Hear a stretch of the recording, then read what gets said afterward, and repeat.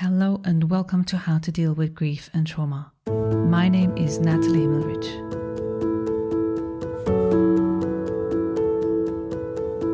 How to Deal with Grief and Trauma is completely self-funded, produced and edited by me, Natalie Himmelrich. Consider making a small donation to support the podcast. Go to bit.ly/support, capital G, capital T, and podcast. I repeat, bit.ly/supportgt podcast. Thank you so much. And for more information, please visit Natalie's website, join the podcast Instagram page, and subscribe to the newsletter to receive updates on future episodes. So if you've been listening to How to Deal with Grief and Trauma podcast for a while, you will have heard me or our guests speak about the term ACEs, which is short for Adverse Childhood Experiences.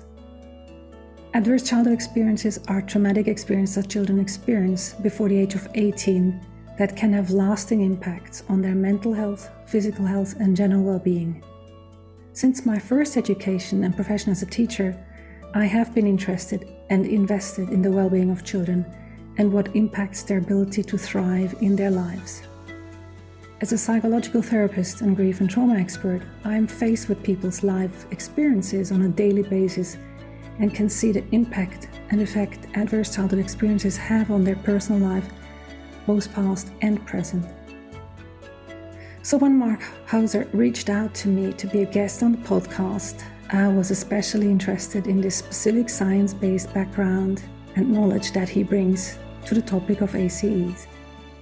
In his just published book, Vulnerable Minds, he provides a new scientific and humanistic understanding of how different types of adversity create a unique signature of trauma, scarring the developing child's body and brain. So with this, I look forward to finding out more from our guest this week, not just about the trauma that children have experienced throughout their early lives, but also of the hope for these children, enabling them with greater resilience to and to recover from trauma. About this week's guest, Marc Hauser's scientific research, including over 300 published papers and 7 books, has focused on how the brain evolves, develops, and is altered by damage and neurodevelopmental disorders, with an emphasis on the process of learning and decision-making, as well as the impact of traumatic experiences on development. His educational and consulting work has focused on the implementation of quantitative, brain-based methods for teachers, clinicians, and doctors working with children who have different disabilities, including especially those that result from a history of traumatic experiences. Marc has earned a Bachelor of Science degree from Bucknell University, a PhD from UCLA, and postdoctoral fellowship from the University of Michigan, Rockefeller University, and University of California, Davis. For almost 20 years, he was a professor at Harvard University. In 2013, he founded the company Risk Eraser, dedicated to providing software and consulting to programs focusing on students in special education. His most recent book, Vulnerable Minds, has just been published in March 2024 by Avery Penguin Random House Publishing in New York. So congratulations on your recently published book, Marc. Thank you very much, Natalie. Pleased to be here today. Thank you for being here and taking a bit of time to telling us about you, your life. But first of all, let me ask you, how are you today?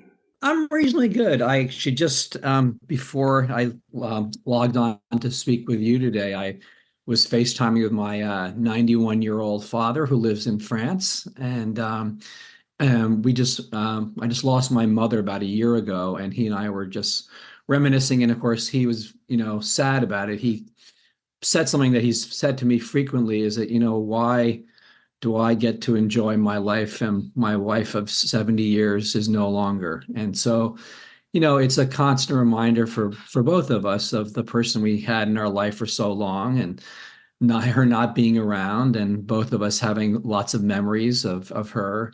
And so, I speak to him almost every day ever since my mom passed away, and FaceTime, teaching my 85-year-old dad about iPhones and FaceTime was quite the challenge.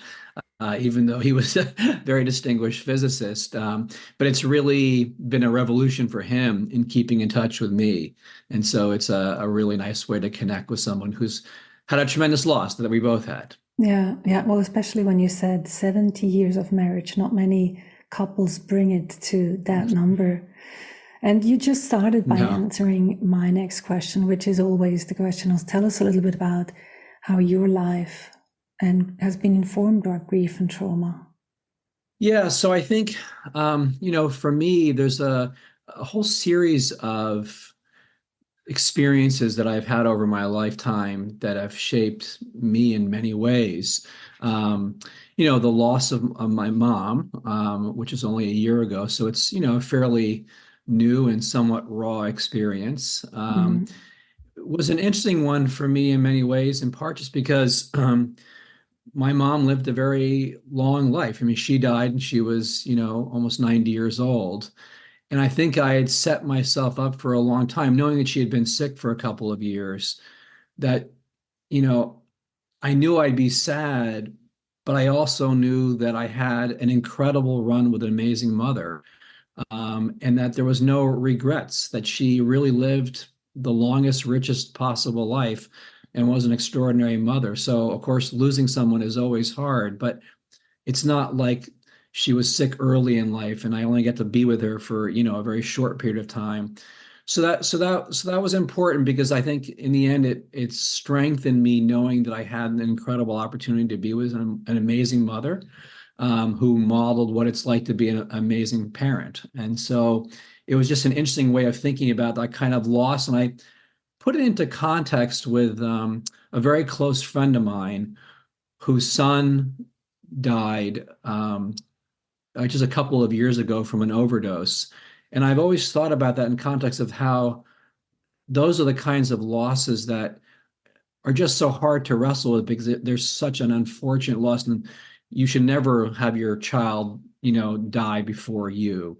And just the difference in that kind of relationship. And so it's put into relief for me just thinking about different kinds of losses, and ones that seem so unnecessary that this person shouldn't have lost their life at such an early age, either due to a disease or neglect or something like that, which I see all the time because I work with children. I see losses all the time.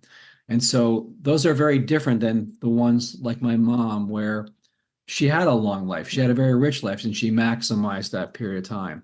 Um, so I think those kinds of losses have shaped my own thinking around it and my own way of dealing with them. Um, and then I think there are other kinds of experiences that have really been formative in terms of grief and loss and trauma. Uh, I was, as I sort of mentioned to many people, when I was a teenager, I was very, very badly bullied for several years. And that's, a different kind of experience that really shaped who I was and realizing the importance of support systems, yeah. that my parents were there for me to support me.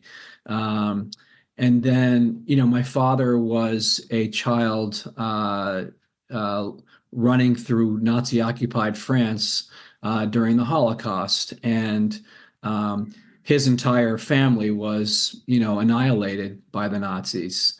And that's a different kind of loss. So he went through his entire life with only his parents because the rest of the family was killed. Mm. And so that's, thinking about another kind of loss, that entire family lineage was never part of my life because they were gone. Um, and then, our youngest daughter, who we adopted from an orphanage when she was 2, the loss she had of not having, her biological parents. And so those are the kinds of experiences that really shaped me. And then in addition, of course, all the children I work with in schools, who have and are living through extraordinary loss of trust and relationships with family members, and others. Mm. Yeah, and loss and trauma is always, or in some cases, intertwined. So loss bears Yeah. trauma and trauma bears loss to a certain degree without going into too much of that detail. But what has brought you Yep. specifically to the field of I mean, you're working with children, but also to the field of studying the science behind ACEs, adverse childhood experiences, which I shortly introduced in the beginning. But what has brought you to be interested in that specifically? Yeah.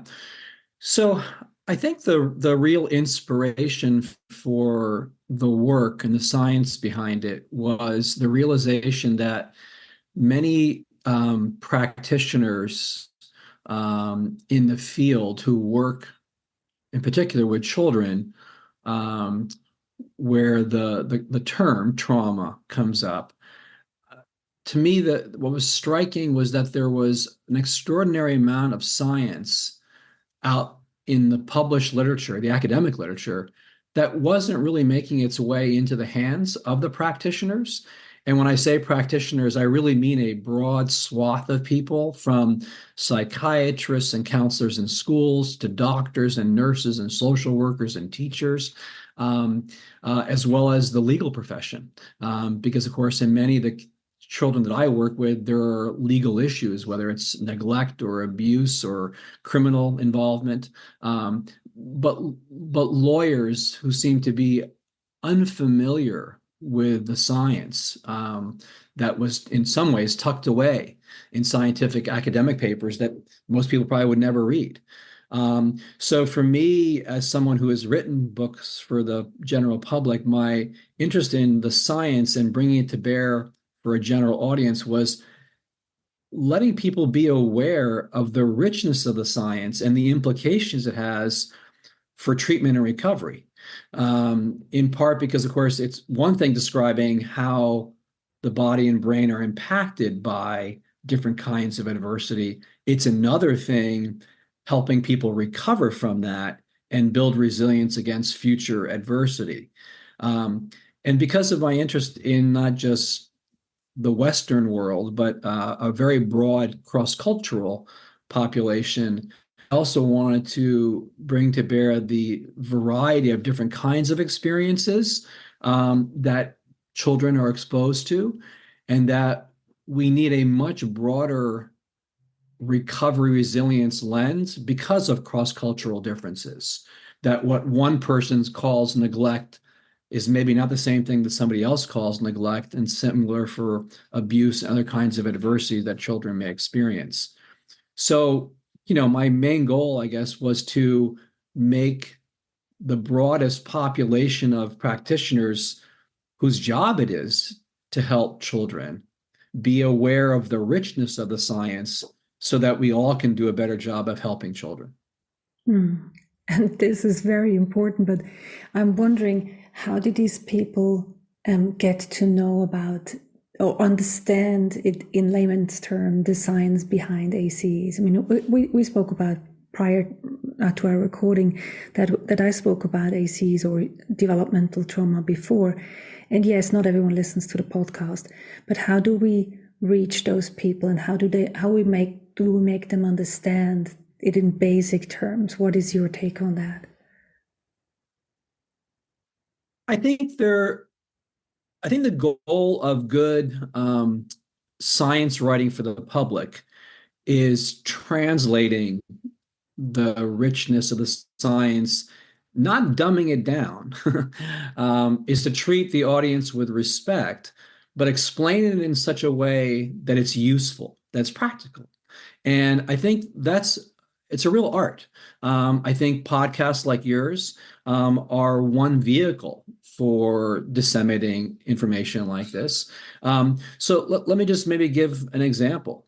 In some ways, we now understand quite a bit about how different kinds of adversity really can transform and scar, which of course is what the word trauma really means, scar the body and brain. And when I say body and brain, I really mean three core systems of functioning in human beings and other animals. And that's the immune system, the autonomic system, and the neural system. And adversity affects all three of those.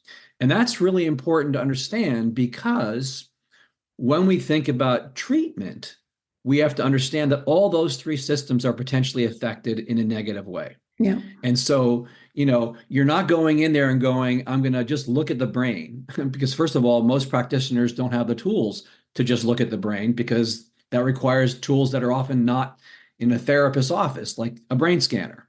Um, but what sometimes can be affected are how, for example, the autonomic system works, how heart rate and breathing are affected, or the immune system, that when you go to a doctor and they look at things like your hormone levels or your cortisol levels. Those are things that can be looked at by a doctor if they understand that adversity affects the immune system. And I think, one of the ways into coming back to this idea of adverse childhood experiences that I think is really helpful, hopefully, for some of your listeners, is the originator of the kind of concept in some ways of adverse childhood experiences, Dr. Vincent Felitti, was a preventative medicine doctor in Southern California, still is, he's alive today. And he was working with a population of people who were morbidly obese. And he had developed a mechanism to bring their weight down over the period of a year. And the real inspiration for his work came from a patient he had who he had helped bring their weight down by a dramatic level. And then, as the case is always with obesity and reducing weight, is there's going to be a monitoring period. And with one of his clients, whose name was Patty, he noticed that she was gaining weight back after losing a lot of weight. And he asked her, is there something going on that might explain what's happening to you? And she said, well, this is going to sound a little strange, but I live by myself. And when I wake up in the morning, there are pots and pans in the kitchen, and I must be sleep eating. He goes, well, that's possible. Is there anything else going on? She says, well, yes, I'm having kind of sexual relationships with an older gentleman in my workplace. How do you feel about that? He asked her. Not so well. Why not? Because when I was a young child, I was sexually raped by my grandfather.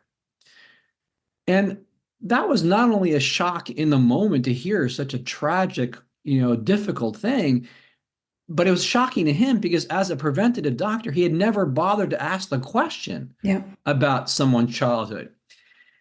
And so here's a perfect example of why, when doctors are treating patients, adults in the case, that's important to understand something about their histories, because those childhood histories can leave these long-term imprints on the body and brain that may show up as something like obesity. And so it's really important for the practitioners who work with children, especially because it's those young brains that are the most plastic and both vulnerable, but also open to change if the right interventions come in, that we need to understand the variety of ways in which the autonomic, immune, and neural systems are affected so that we can treat them. Yeah.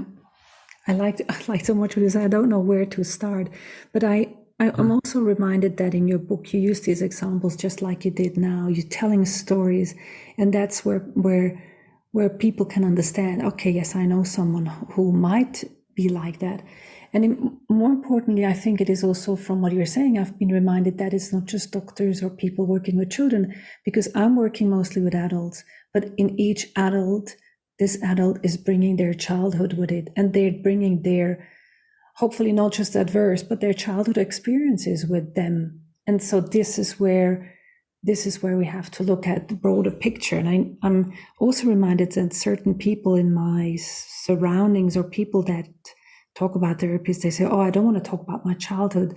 But it's important to understand, if there is something that has been impacted significantly that can leave a lasting impact, it is so important to not be overlooked. Yes, that's right. And I think I would add to what you said, which I completely agree with, is that it's not only the childhood of someone that is going to potentially impact their adult functioning, but generations of childhood, that the parents of the child can bring traumatic experiences to bear on how they raise a child. And, just to come back to my own example at the beginning, my dad's parents, um, they really created a story for my dad that was in many ways, your listeners may be familiar with the movie Life is Beautiful, that tells the story about, a father who creates almost an imaginary world for his child during the Holocaust so that the child is in some ways protected. And in some ways, my my parents were always there for him to create this thing like you're going to be okay. And my parents always did that for me as growing up during the time when I was being badly bullied. They were always there. And so that's a positive way. But the negative ones also happen too, that the trauma that a parent has experienced can be carried into their parenting. And, I'm reminded in this case of what many of us are suffering through either directly or indirectly, which are the wars going on in Ukraine and Gaza as we speak today. And we know, here again, to bring some of the science to bear on this, that mothers who are exposed to war, as the mothers in Ukraine and Gaza are experiencing today, one of the systems that it directly impacts is the neural circuitry of empathy. And if you think about empathy in its simplest sense of I can emotionally put myself in your shoes, if that system is knocked out, a mother can't possibly be a loving, rich, enriched mother because she's not recognizing the cues that the child is giving of need. And in its most fundamental sense, what strong attachment is between mother, father, and child is people often equate to kind of a tennis match. Baby serves up a need or child serves up a need and parent returns the serve. And that doesn't mean that every serve, should be returned. If a 3-year-old says, I need a smartphone, tough luck. you're not getting the smartphone. But in general, when attachment works in a beautiful way, that serve and return relationship is timely and it meets the needs of the child as they develop. If the empathy system is knocked out, that relationship can't happen because mothers and fathers are not putting themselves in the shoes of their child and therefore can't meet the needs. More importantly, well, not more importantly, but equally importantly, that child now is not getting empathy modeled. Yeah. And that child now will have less pro-social behavior. And so these things have cataclysmic effects that are long ranging because, again, the science is very clear. Dr. Ruth Feldman, who has done this work in Gaza, actually, she's an Israeli neurobiologist. This work has been done with children living in Gaza who are now experiencing it all over again. And so are the mothers. The science is very clear. The implications are massive. You now have children whose systems of empathy have been literally kind of knocked out. And now going forward into their adult lives, if they survive what's going on, are people whose empathy has been buffered. Yeah. So while you were speaking, I reflected on my own childhood in terms of what you said prior to talking about the wars.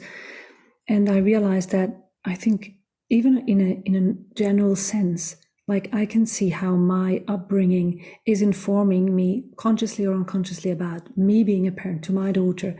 But as an example of generational trauma, even my father was hit by his parents or father, and he prided himself of not hitting me and my sister, but what he did, he was verbally abusive.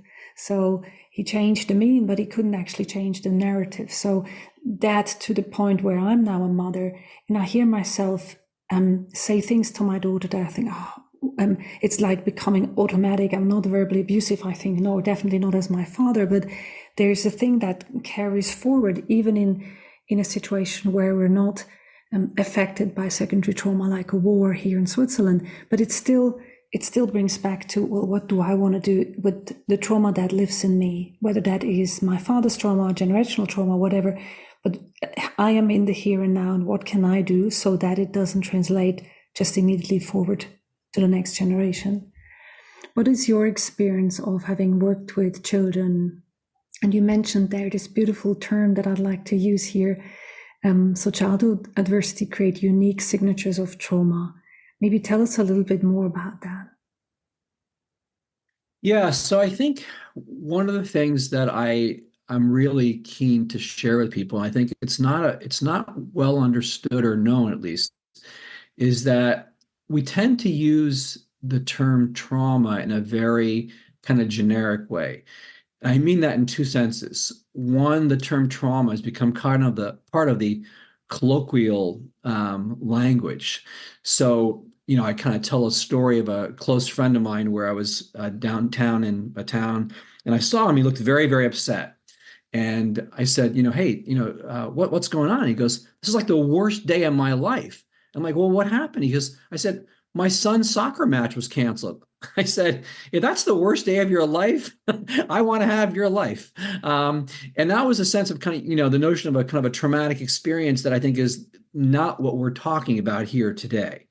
So that's the first part, is that I think the term has entered into the colloquialism of daily life in a way that in some ways I think undermines Yeah. what you and I are speaking about today. And I think certainly is what is often clinically meant by trauma in things like the Diagnostic and Statistical Manual by clinicians, which has tended to be something that's formally really a response to often violent experiences, whether it's a direct abuse or exposure to domestic violence or community violence or war. I want to take that term and I want to make it much more specific. And the reason for that is because different types of adverse experiences lead to different effects or potentially different effects on the developing body and brain. Let's make, as a simple starting point, a distinction between neglect on the one hand and abuse on the other. We now know, and this is again where the science is really important, from both studies of non-human animals and studies of humans, our own species. And the reason why I'm bringing up the animal work, the non-human animal work, is because that's where the detailed experimental science has really shaped our understanding of how these different types of experience, neglect on the one hand, abuse on the other, result in very different kinds of traumatic responses, or signatures, as I call them. Mm-hmm. That's important, not just because of the science of discovery, but because we need to recognize these different traumatic signatures so that we can intervene in the correct way. If we just say, this is a child with a traumatic history, I don't know what to do with that. That doesn't tell me anything. Whereas if I say the traumatic signature of neglect or deprivation is such that this important part of the brain, which does short-term working memory, attention, self-regulation, is undermined because the brain's development is enriched by the necessary experiences, that's one type of signature. Whereas abuse leads to a child who's on kind of high alert and vigilant to the world because the world is dangerous. That's a very, very different kind of response. And so the science is really helpful in this case because it's giving us a sense of, in the same way that each of us have individual signatures of our identity of who we are, these different types of adversity leave different signatures that inform how we can help children recover, what they need to recover from those experiences. So that leads me to the next question, which is also about a signature. You mentioned the signatures of resilience. So are they? Yes. They are probably tied to those signatures of trauma. So what are they, and what can I imagine those to be or look like? Those signatures of resilience.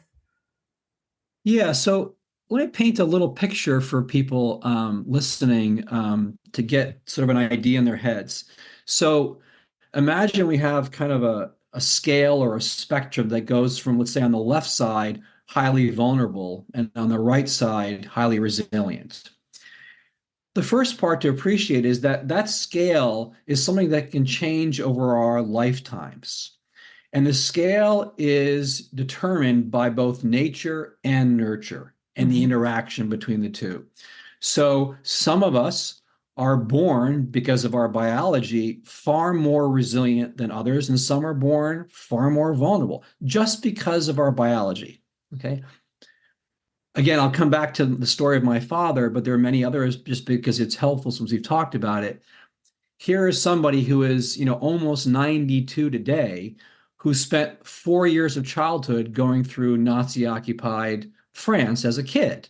And the experience he had was his parents felt that the safest thing for him was going to be placed in a home from somebody with a resistance for a couple of months, left him alone there for a few months, then got him again and moved him somewhere else. So talk about disrupted attachment, right? I mean, he had 4 fundamental years where it was constantly being interrupted. Poverty, often having to find food for himself. I mean, really a challenging childhood. And yet, in the background was always these parents who were there for him. And he knew that. He knew that deeply. Okay. But he also was tough, very, very tough. He came to the United States when he was, only 19 to go to college by himself. I mean, he is the epitome of resilience. He's an alpinist. I mean, he is just the most robust person I know. Part biology, part support from the environment. Okay. So we can move up and down the scale. Okay. But part of it is our biology and part of it is the support systems. That's important because what we are seeing is when we look at individuals who've been exposed to adversity, some respond with trauma and some respond with resilience. They bounce back from it. And the science is now becoming much more informative in terms of why. We can now see, for example, that simply because of the biology, some children robustly respond, for example, to neglect because they've been gifted, due to biology, a stronger what's called the executive system, these systems of memory, attention, and self-regulation.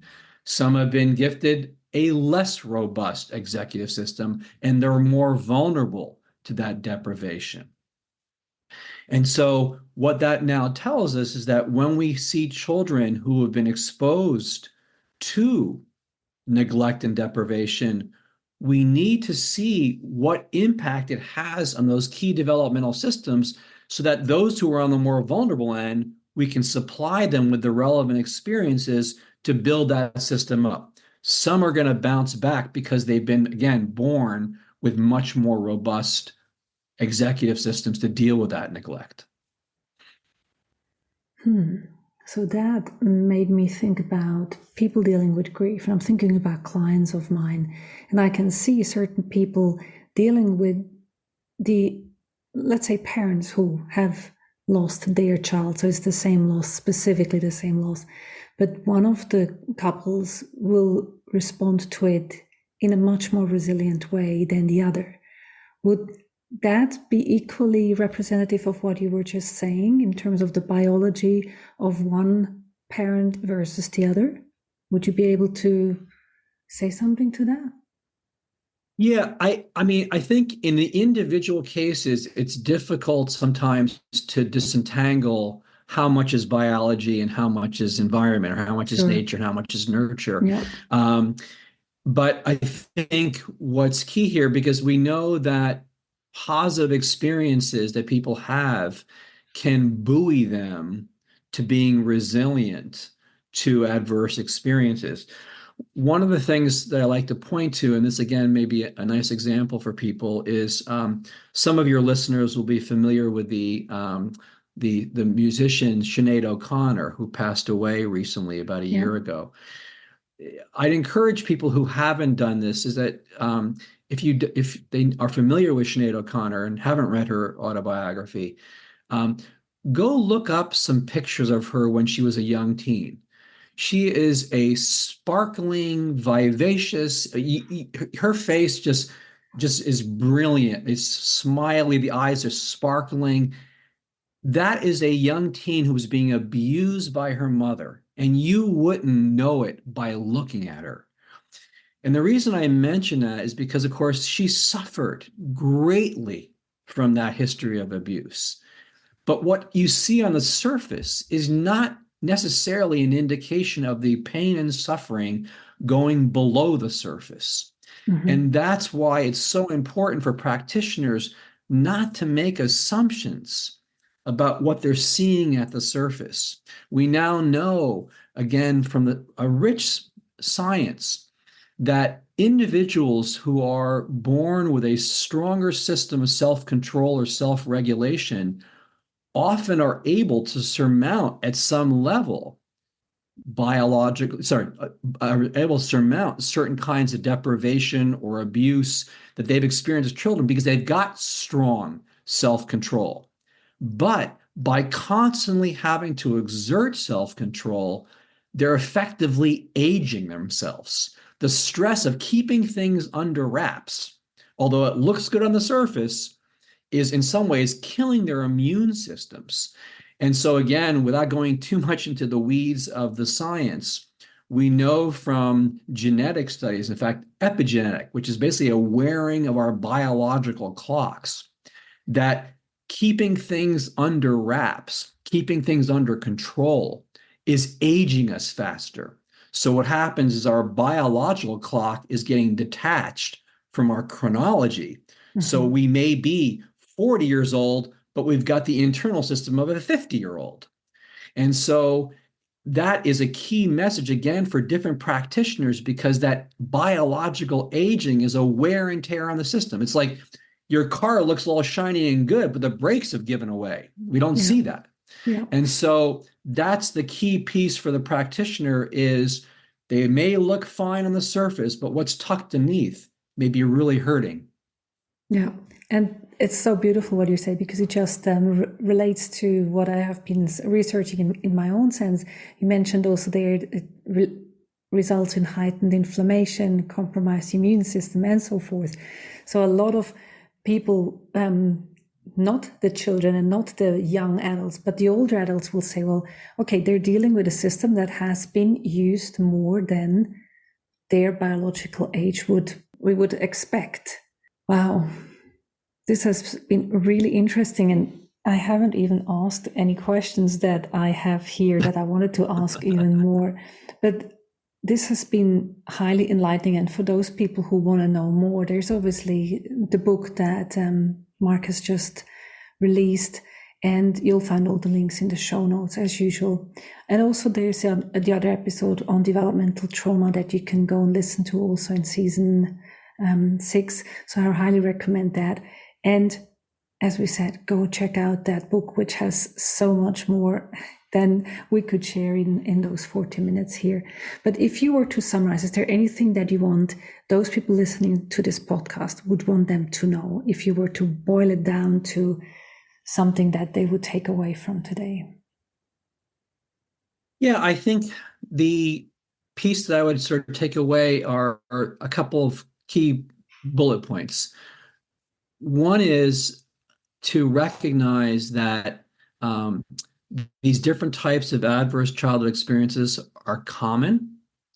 That these are not rare events. I didn't mention today, but just quickly, the World Health Organization estimates that 1 billion children every year are maltreated all over the globe. This is not something that's unique to wealthy or poor countries, democracies or dictatorships, highly religious or not. They are common to humanity. That's a sad state of affairs in many ways, but it also gives us a call to arms to help. And that help can only come from recognizing the fact that there are these different traumatic signatures. And those different traumatic signatures are really cries for help, that we think about the signature so that we can help design different kinds of interventions to help children recover from those different signatures. And there I'd introduce this idea of a kind of a trauma toolkit. There's not one type of help. Therapy is one, and it's a wonderful thing for some people, depending on what they've experienced. But there are many other kinds of ways that we can help children or adults with childhood trauma recover from that. So I'd encourage a breadth of trauma types of interventions. And then the lastly is that we really need a community of professionals to be invested in understanding this topic, because it is a community of professionals, not just teachers, not just parents, not just doctors or social workers, but all that are ultimately going to help people better recover from the experiences they've had. Absolutely. I can absolutely subscribe to what you just said. Thank you so much, Mark. But we're going to finish, if you are okay with it, with the rapid fire question, which I ask all of my guests. Would that be okay? Sure. So what does grieving and trauma means to you in the light of your specific area of research and scientific knowledge and experience? So grieving for me is a kind of response to loss. Of what someone's lost, that often goes along with the emotion of sadness and sometimes of regret. And I think those are rich and complicated emotions that for each individual needs to be pulled apart so they see what is the source of it, and where is that coming from. The traumatic response to me is really the scarring of the body and brain. And it's how our bodies respond to adverse experiences. And here, as we've talked about today, I would encourage people to think about the signatures that can be observed for the individual. Are they finding that their own sense of identity has been lost? Are they finding that because of the experience, they're hyper vigilant about their environment? Do they find that they're generalizing to all sorts of situations that maybe are not productive for them? So I think it's learning about how our bodies and brains respond to the adverse experiences. I think that's fundamental for recovery. So what does healing mean to you in that context? So for me, healing is the process of acknowledging in some ways what the experience was that has been traumatic for you, the loss, whatever the loss is, and then learning to cope with that in a way that allows one to, in some ways, move on with one's life and to continue to live a meaningful life that is meaningful to one's own sense of self and to the others that we interact with. And what have you learned about yourself in the light of loss and trauma, and what you have learned from your research? I think for me, it's realizing in some ways in context, the luckiness of my own life, that I had the great benefit of amazing parents who provided me with a foundation that, for example, my two daughters had a different kind of life. They had a wonderful life, I hope they feel, from me. But then I look at all the children I work with and see who've not had the benefit I've had. But it's taking the privilege I had of incredible parents and using that to guide the work I do with children who've had less. And what would be one specific thing that has changed since your loss? So, for example, the loss of your mother more specifically, that you wouldn't want to miss? I think I've often thought about my loss with my mother or some of the children I've worked with who have passed away, to not waste time helping others. Because I think, to me, I see all the possibility in children. And I think for me, it's not wasting any time spending with children who need more. So for me, I think there's probably never going to be retirement because there's so much that I think can be done that I hope I can contribute to helping others. Well, thank you so much, Mark, for the time that you spent with me today and how you enlightened not just mine, hopefully also the other listeners' brains on the understanding of adverse childhood experience and how it can impact and how we can actually help people understanding their signatures of trauma and also with their signatures of resilience. Thank you so much, Mark. Thank you, Natalie. It was a wonderful conversation. Thanks for listening to How to Deal with Grief and Trauma. If you'd like to be updated on future episodes, please subscribe to my newsletter on nataliehimmelrich.com. If you need grief support, please contact me for a 30 minutes free discovery session. How to Deal with Grief and Trauma is produced and edited by me, Natalie Himmelrich. To support this podcast, please rate, review, and subscribe to or follow the podcast on Apple, Spotify, or wherever you get your podcasts. Thank you. And remember to keep reading. I promise it will get easier.